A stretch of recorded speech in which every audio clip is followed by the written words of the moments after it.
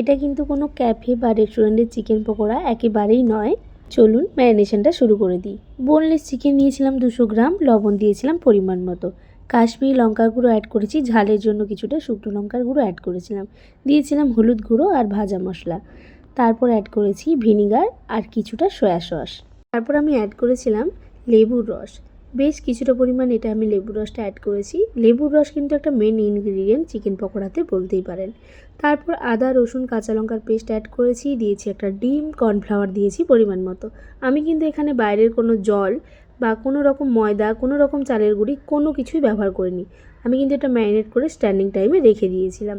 তারপর কড়াই বসিয়ে তেলটা গরম হয়ে গেলে আমার এখানে ম্যারিনেট করে রাখা চিকেনগুলো একে একে দিয়ে দিয়েছি।